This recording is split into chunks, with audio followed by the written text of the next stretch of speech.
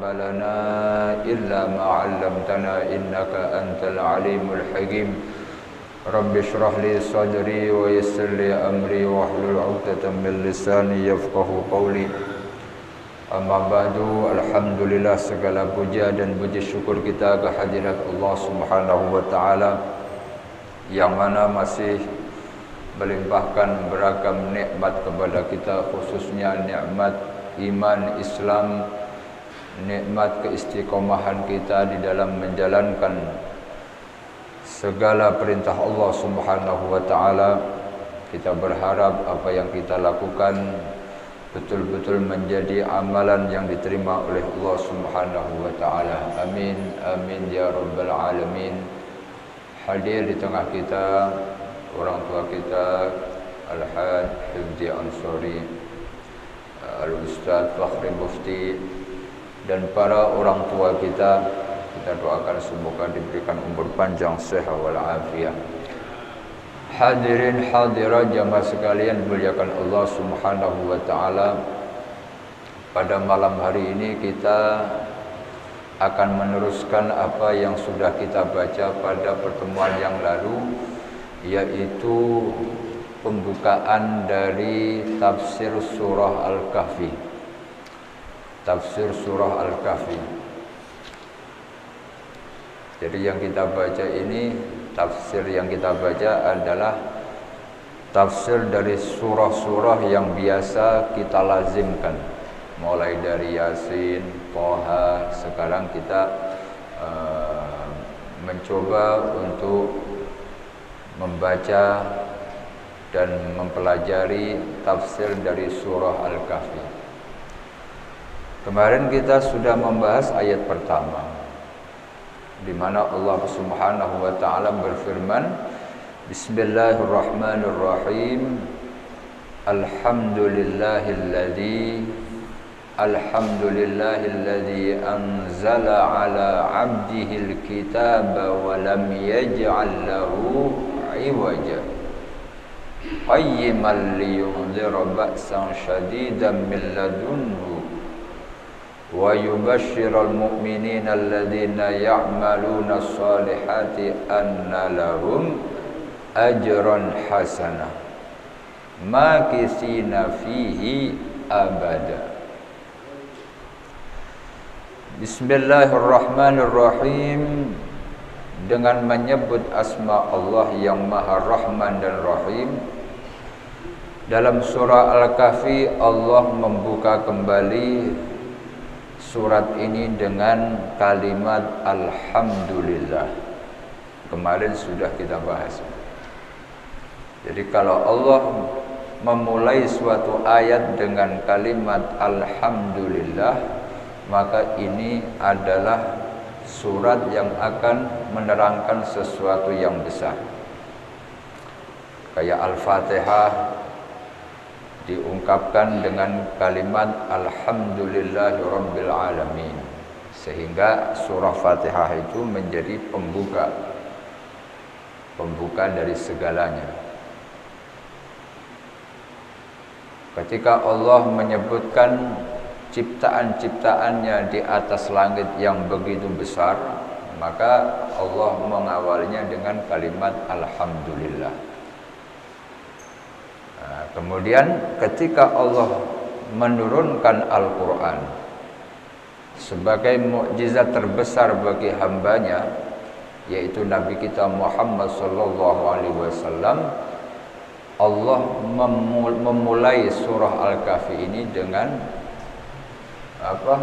Allah menyebutkan kebesaran mukjizat yang berupa Al-Quran ini dengan ucapan Alhamdulillah alladzi anzala ala abdihil kitab.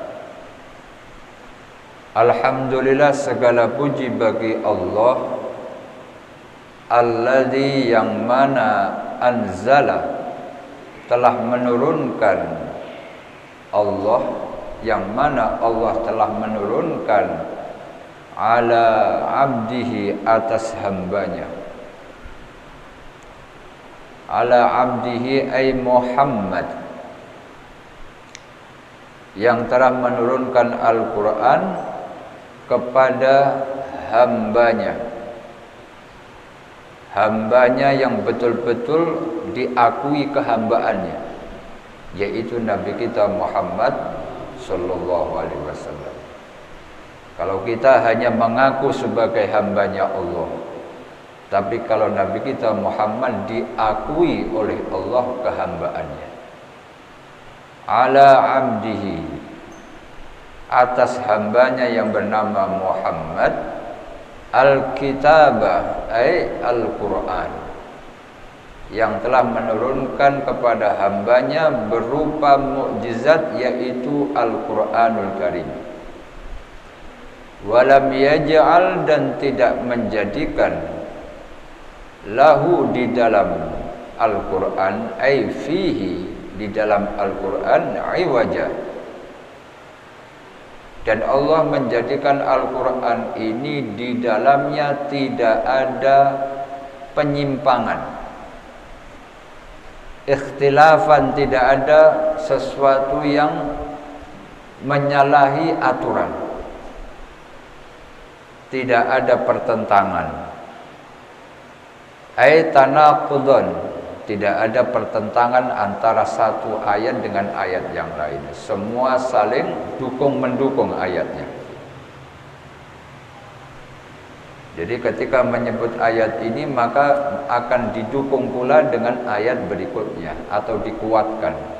Sehingga di dalam Al-Quran sama sekali tidak ada ayat yang bertentangan dengan ayat yang lain.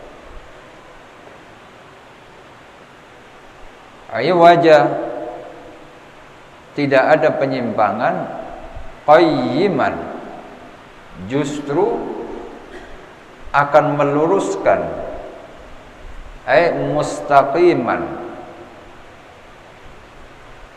Jadi Al-Quran yang diturunkan ini meluruskan yang menyimpang, memberikan arahan kepada yang salah. Qayyiman. Makanya ketika membaca alhamdulillahilladzi anzala ala 'abdihil kitaba wa lam yaj'al lahu 'iwaja, berhenti sebentar, saktah, 'iwaja, qayyima, tidak ada penyimpangan di dalamnya, tapi justru meluruskan sesuatu yang salah.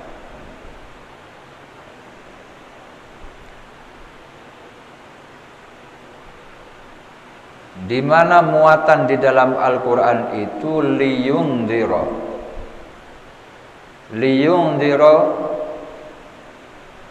untuk memberikan peringatan yang keras, ayyukhawwifa, memberikan rasa takut, memberikan peringatan, bil kitabi, dengan Al-Quran ini. Siapa yang diberikan peringatan yang keras? Al-kafirina, orang-orang yang tidak mau beriman kepada Allah. Jadi lewat Al-Quran ini Allah memberikan kode yang sangat keras bagi orang-orang yang kafir. Dengan apa? Ba'san, dengan azab, azaban syadidan, yang begitu pedih. Diberikan peringatan, ancaman berupa azab yang pedih, min ladunhu, dari sisi Allah, min qibalillah. Ini kalau dibaca qablah itu berarti sebelum. Jadi kalau qabla ba-nya disukun artinya sebelum.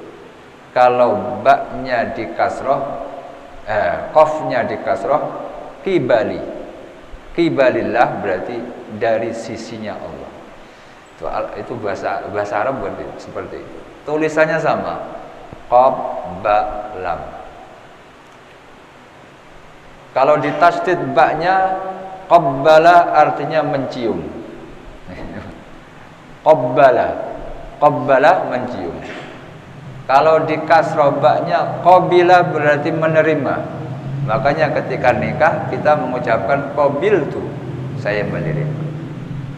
Jadi dalam satu kalimat itu kalau enggak diberikan harokat bisa bermacam-macam. Min qibalillah, dari sisi Allah. Dari sinilah kita mengenal namanya ilmu laduni. Min ladunhu, ladunhu dari sisi Allah, maksudnya dari Allah Subhanahu wa ta'ala. Sehingga nisbat dari ilmu laduni adalah ilmu yang langsung Allah tuangkan kepada hambanya tanpa melalui proses pembelajaran. Itu namanya ilmu laduni.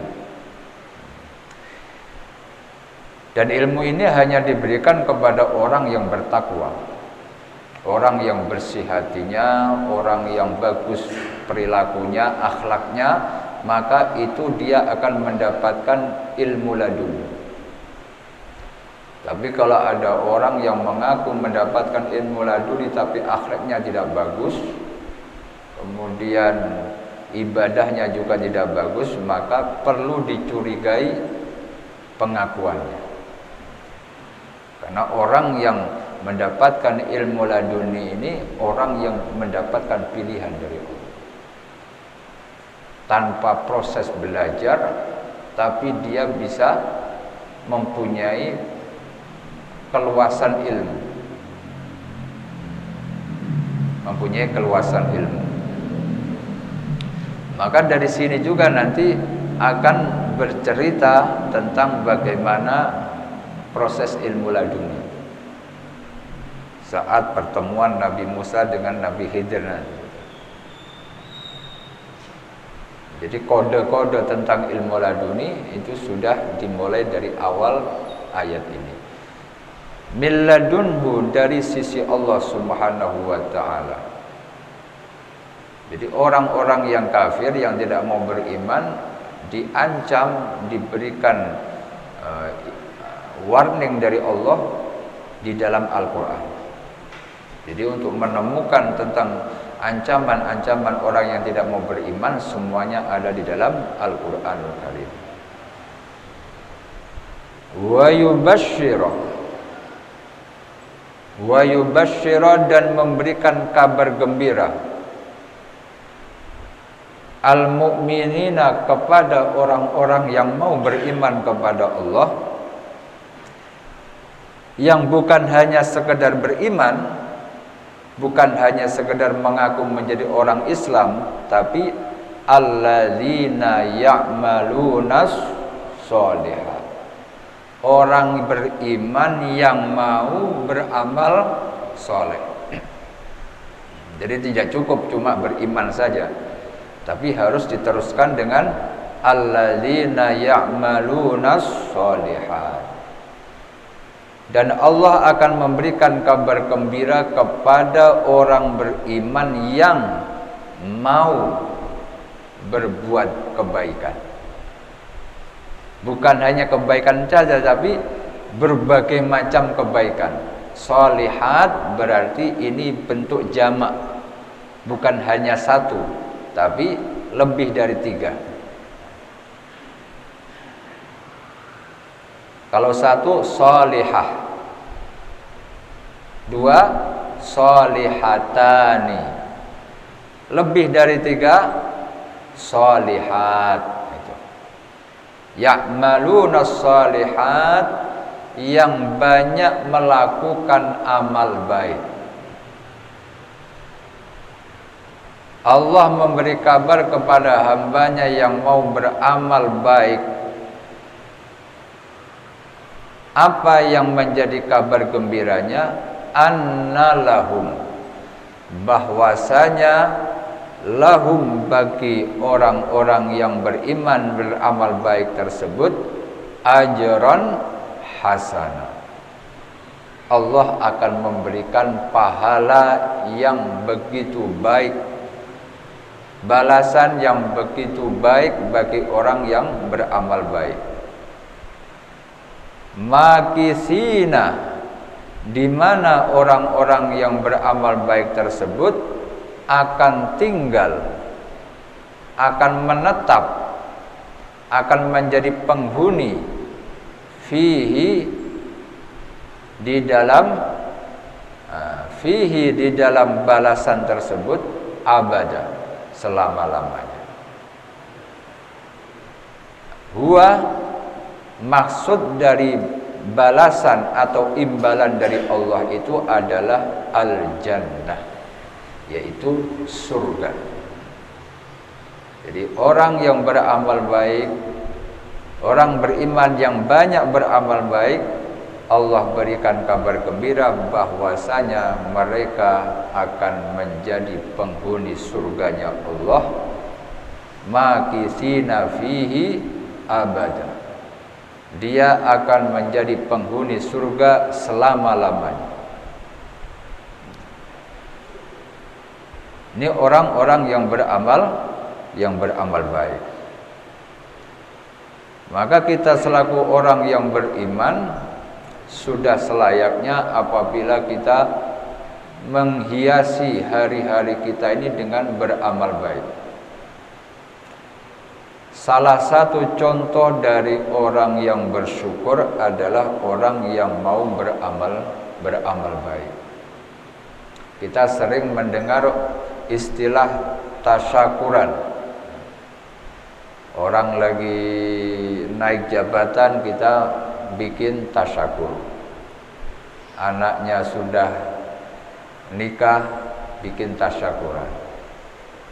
17 Agustus kita bikin tasyakuran. Dan tasyakuran ini dari ajaran agama Islam, bukan dari yang lain. Tapi anehnya belakangan ini tasyakuran itu justru isinya bukan hal-hal yang berbau Islam, yang tidak Islami. Padahal awal mulanya bentuk dari tasyakur itu diambil dari ajaran Islam. Dari namanya saja kita sudah tahu bahwasanya adalah Islami sekali. Tasyakur, yaitu mengucapkan rasa syukur, mengungkapkan rasa syukur atas segala nikmat Allah. Kalau kita kembali kepada penjelasan kita di pertemuan yang awal, bahwasanya syukur itu, bukti dari syukur itu adalah ketika hamba banyak mengingat Allah. Orang yang banyak berzikir itulah orang yang banyak bersyukur. Jadi syukur itu lebih kepada ungkapan terima kasih atas nikmat Allah, tapi cara pengungkapannya tidak boleh keluar dari aturan agama. Kayak orang yang mendapatkan nikmat harta, maka rasa syukurnya itu dituangkan dalam bentuk bersedekah. Bukan foya-foya, tapi bersedekah. Dia punya harta, bentuk syukurnya dia, maka dia mendermakan hartanya di jalan Allah. Itu namanya orang yang bersyukur. Kalau nggak punya harta, dia punya kesehatan badan. Kita punya badan sehat, rasa syukurnya bukan olahraga, bukan. Rasa syukurnya adalah menggunakan badan yang sehat itu untuk ibadah. Itu namanya orang yang bersyukur. Mensyukuri rasa sehat dengan beribadah kepada Allah. Baru orang itu dikatakan bersyukur. Jadi namanya bersyukur itu enggak bisa keluar dari dari ruang ibadah. Orang punya ilmu, rasa syukurnya punya ilmu, dia mengajar. Jadi orang mengajar itu bentuk dari mensyukuri nikmat Allah karena diberikan ilmu kemudian disebarkan kepada saudara-saudaranya. Itu namanya orang yang bersyukur. dikasih umur, maka kita mensyukurinya dengan mengisi setiap hari kita dengan amal-amal yang baik. Ketika kita berbicara tasyakur 17 Agustus, maka ungkapan rasa syukurnya itu pun harus ada nilai ibadah di dalamnya. Jangan sampai diisi dengan hal-hal yang justru melanggar syariat. Kayak lomba sepak bola. Bapak-bapaknya pakai daster. Kan banyak sekali video. Sehingga seorang laki-laki tanpa sengaja dia melakukan larangan dari Nabi, di mana Nabi melarang seorang laki-laki bertasyabuh dengan perempuan. Nggak boleh. Laki-laki itu menyerupakan dirinya berpenampilan kayak wanita itu haram, berdosa itu.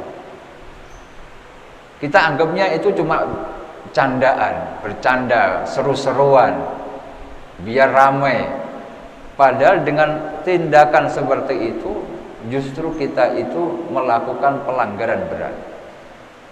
Tasyabuh bin nisa itu sangat dibenci oleh Nabi. Jangan sampai dirimu laki-laki menyerupakan dirinya dengan berpenampilan perempuan. Enggak boleh. Kemudian yang perempuan melakukan hal-hal yang sifatnya berbau vulgar. Kayak perempuan lombanya memasukkan sesuatu ke dalam botol, sehingga banyak orang berteriak, istilahnya tepuk tangan. Dianggapnya itu sesuatu yang lucu, padahal itu sesuatu yang melanggar norma selaku seorang wanita. Dan masih banyak lagi hal-hal yang seharusnya tidak dilakukan ketika kita berbicara tentang tasyakur. Harusnya tasyakur itu kita merenung dan juga kita melakukan amal soleh dan zikir. Makanya pantas kalau malam 17 itu umpama kita ngadain tasyakuran, kita zikiran.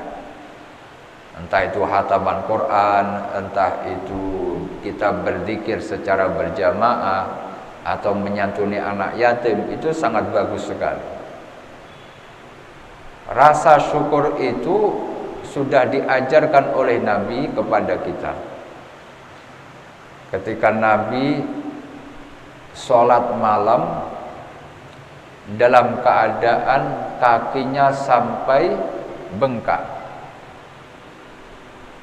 ditegur oleh istrinya, bukan ditegur istilahnya, istrinya menanyakan, kok sampai seperti ini engkau beribadah? Bukankah engkau ini orang yang diampuni dosanya oleh Allah?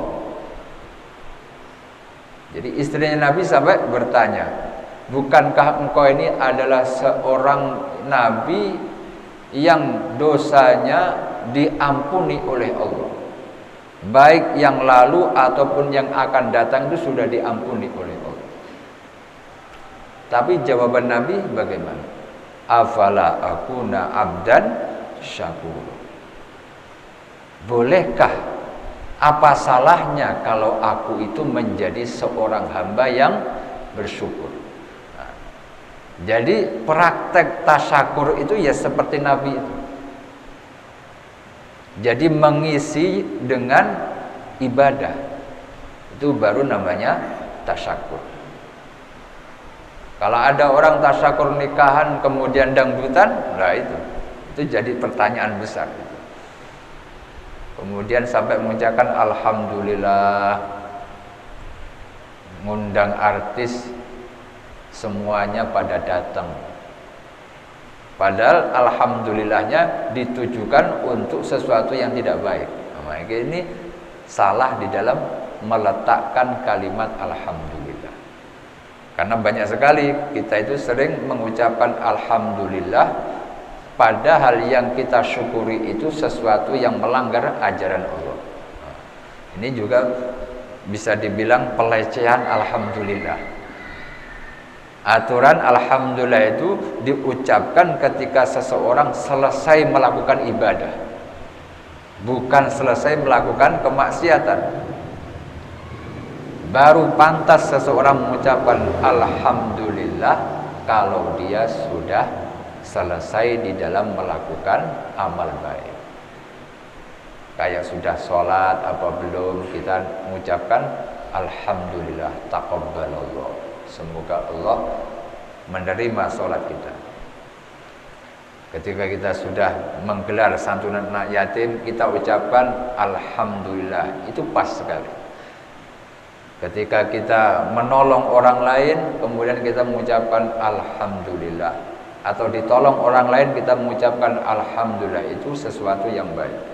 Tapi kalau mengucapkan alhamdulillah pada hal yang tidak baik, maka itu justru merendahkan kalimat alhamdulillah.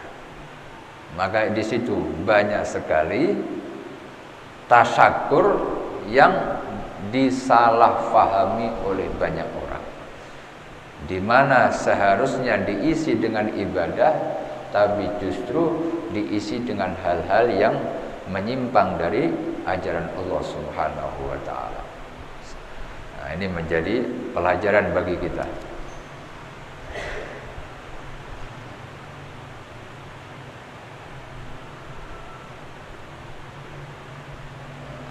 Makanya ketika keluarga Nabi Daud disuruh oleh Allah Subhanahu wa taala, i'malu ala Dawuda syukra. Wahai keluarga Nabi Daud, bikinlah tasyakur kepada Allah atas nikmat yang kalian dapatkan. Nabi Daud bertanya kepada Allah, bagaimana cara bersyukur tersebut? Maka dijawab oleh Allah, berzikirlah kepadaku, ingatlah kepadaku, maka itu adalah wujud dari syukur. Jadi orang yang zikiran, orang banyak baca Quran, orang yang banyak beramal soleh, walaupun tulisannya bukan tasyakuran, tapi pada hakikatnya dia setiap hari melakukan tasyakur. Jadi nggak harus mewah, tapi yang mewah itu kalau bernilai ibadah, itu tasyakur. Wa yubasyir. Maka di sini dihadapkan di dalam Al-Quran antara ba'san syadida sama ajron hasanah. Pilihannya kita mau milih yang mana? Kalau kepada orang yang tidak beriman, Allah memberikan ancaman dengan ba'san syadida, dengan siksaan yang pedih. Tapi kepada orang yang mau beramal soleh, Allah mengungkapkan ajron hasanah. Sama-sama pakai istilahnya, kalau di dalam ilmu nahwu sama-sama memakai hal istilahnya, menggambarkan tentang kondisi yang ba'san syadida, kondisi di mana hamba ini akan disiksa oleh Allah, atau kondisi di mana hamba ini mendapatkan ajron hasanah. Ba'san syadida, ajron hasanah, tinggal kita pilih. Kalau orang memilih ajron hasanah, maka dia akan menjadi calon penghuni surga, makitsina fihi abada. Tapi kalau memilih ba'san syadida, memilih siksaan yang pedih, maka orang ini tidak akan mendapatkan orang ini berarti akan sering melanggar aturan Allah. Jadi orang yang berani melanggar aturan Allah berarti dia itu memilih ba'san syadida. Tapi kalau orang ini suka dengan kebaikan, suka beramal baik, maka dia itu lagi memilih ajron hasanah. Ajron hasanah. Makisina fihi abada.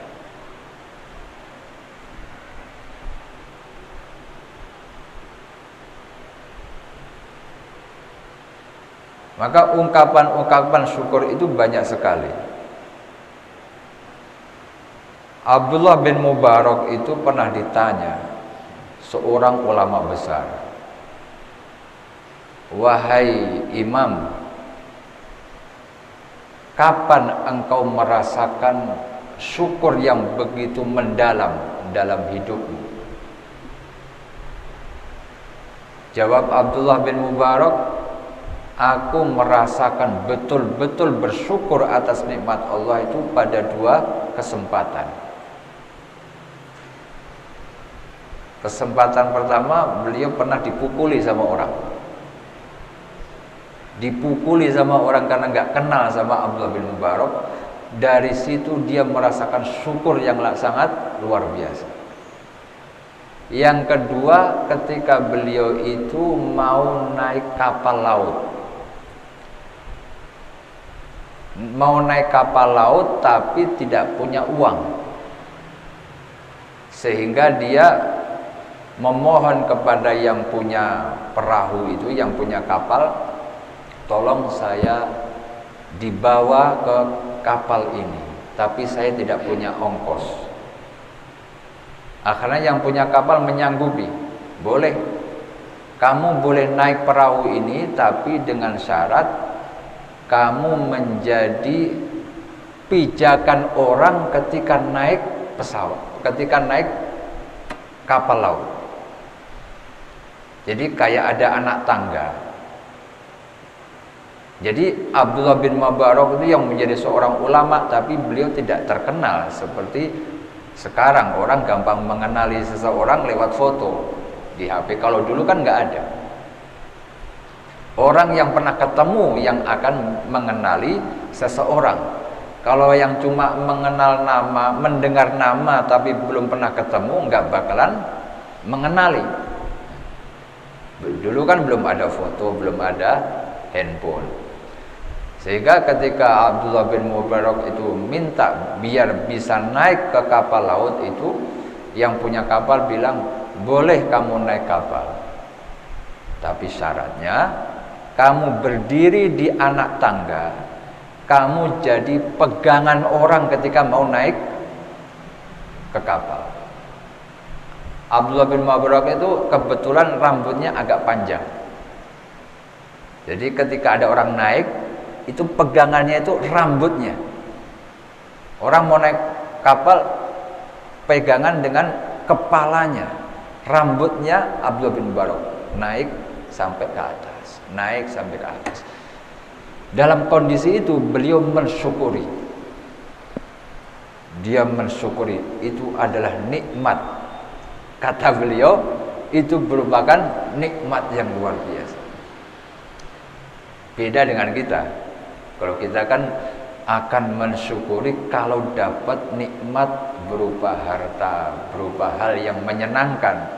Tapi kalau ulama itu kadang sesuatu yang kelihatannya sangat tidak mengenakan, tapi justru dianggap sesuatu yang nikmat. Beliau yang menjadi ulama saat itu menjadi rambutnya menjadi pegangan orang yang lagi naik ke kapal. Kalau yang naik cuma 1 orang masih mending. Kalau yang naik 10 sampai 30 orang, tiap orang megangin kepalanya, coba itu. Tapi di situ beliau merasakan nikmat dari Allah yang luar biasa. Sehingga dari situlah beliau mendapatkan derajat yang tinggi di sisi Allah. Menjadi orang yang namanya sampai sekarang harum, dikenal dan sering menjadi sering difatihahi oleh oleh ulama-ulama, oleh umat Islam sampai sekarang ini. Jadi kadang seperti itu. Sesuatu yang tidak mengenakan oleh ulama itu justru dirasakan sebagai nikmat. Kenapa bisa menjadi nikmat? Karena dari situ dia mampu mengalahkan nafsunya, mampu mengalahkan egonya. Manusia itu kan suka dihormati. Orang yang gila hormat itu susah diobati. Salah satu obat yang mujarab ya direndahkan seperti itu. Maksudnya dia merendahkan dirinya sendiri serendah-rendahnya, sehingga ketika dia mampu, maka itu adalah sebuah nikmat. Orang yang biasanya dicium tangannya sama orang-orang, sama murid-muridnya, tapi pada saat itu Abdullah bin Mubarak justru rambutnya ditarik buat pegangan naik ke kapal laut.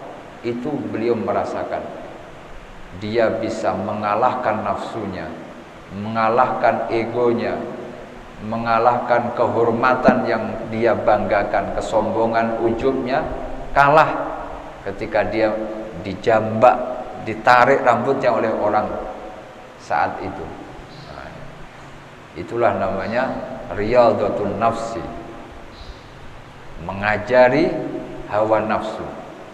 Karena nafsu itu kalau dituruti maka akan semakin menjadi, tapi kalau dilawan maka dia akan berhenti dengan sendirinya. Nah, jadi ulama itu ketika mereka mampu mengalahkan nafsunya, maka itu sebuah kenikmatan yang luar biasa. Tapi kalau kita kayaknya nggak sanggup seperti itu.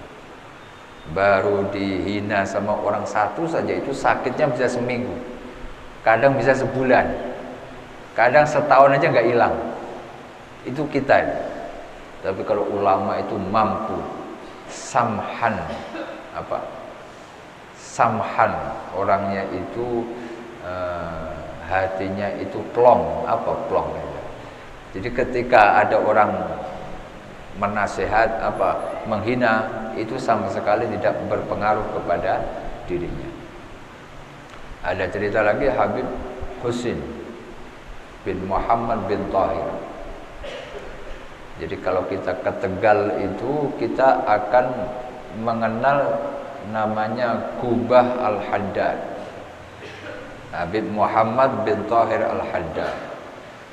Beliau punya anak namanya Husin, dikenal dengan Habib Husin Jombang. Tinggalnya di Jombang sana. Ini kakaknya yang makamnya ada di Empang Bogor, Habib Alwi bin Tahir bin Muhammad bin Tahir Al-Haddad. Ini adiknya Husin. Habib Husin itu ketika beliau pulang dari Jakarta mau ke Tegal, di tengah jalan bertemu sama seseorang. Ketika kalau dulu kan saat bertemu di satu kendaraan, umpama kereta gitu, kadang terjalin komunikasi. Beda dengan sekarang.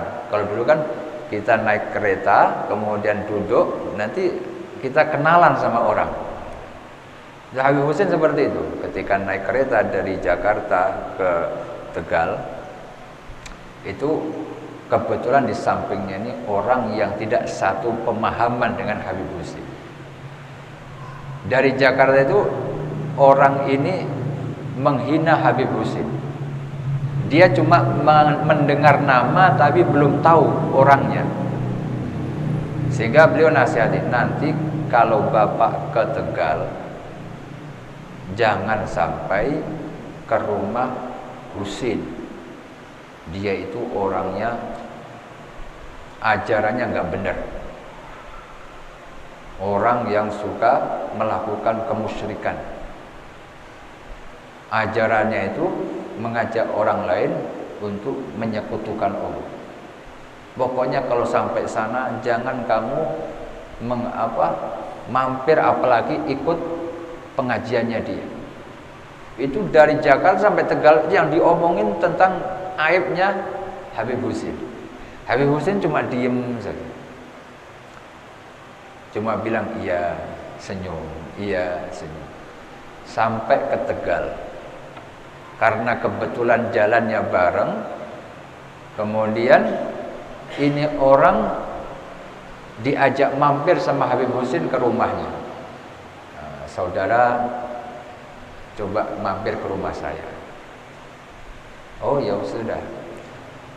Karena beliau orang Tegal, Habib Husin memberikan jamuan sama orang tadi yang ngejek dia, yang menghina dia dari Jakarta sampai ke Tegal. Itu dikasih makan, dikasih oleh-oleh, bahkan dikasih duit ketika mau pamitan. Ketika ditanya, "Bapak mau kemana?" "Oh, saya mau menghadiri pengajian yang biasa saya ikuti." Ternyata di situ ada satu pengajian yang memang tidak satu aliran dengan Habib Husin, yang suka menghina Habib Husin. Ketika sampai ke pengajian itu, diantar sama Habib Husin. Orang-orang dalam majelis itu langsung kaget. "Loh, kamu kok sama Habib Husin? Yang ngantar kamu kok Habib Husin? Kamu ini gimana?" Dia langsung kaget. Berarti yang saya hina selama dalam perjalanan itu adalah Habib Husin Al-Haddad. Langsung saat itu beliau mengatakan, "Mulai saat ini saya pindah haluan, pindah aliran. Karena orang yang saya hina dari Jakarta sampai ke Tegal, saya lihat wajahnya tidak berubah. Gak ada wajah marah, wajahnya merah, tidak ada. Datar saja, gak ada perubahan sama sekali." Sehingga orang itu khidmah kepada Habib Husin sampai meninggal. Jadi kalau ulama itu seperti itu. Syukuri rasa, mensyukuri sesuatu itu adalah manakala mampu merendahkan hawa nafsu. Tapi kalau kita kayaknya masih jauh dari itu. Tapi kita harus belajar. Ini yang insya Allah ini yang bisa kita sampaikan pada pertemuan kali ini. Semoga memberikan manfaat dan menjadi pembelajaran bagi kita. Kita tutup dengan bacaan subhanakallahumma bihamdika asyhadu an la ilaha illa anta astaghfiruka wa atubu ilaik. Assalamualaikum warahmatullahi wabarakatuh.